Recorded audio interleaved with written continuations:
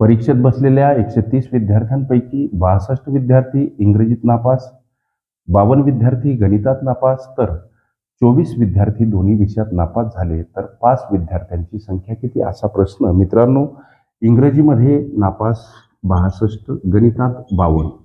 आता लक्ष द्या, 24 विद्यार्थी दोन्ही विषयात नापास म्हणून इंटरनल सर्कलमध्ये 24 हा आकडा.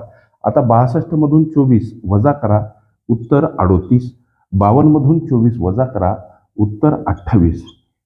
38, 24 आणि 28 ही झाली नापास विद्यार्थ्यांची संख्या. परीक्षेला एकूण 130 विद्यार्थी बसले, ही वजाबाकी 40. अर्थात 40 काय, तर पास झालेले विद्यार्थी. हे उत्तर पर्याय क्रमांक ए मध्ये दर्शवलं आहे.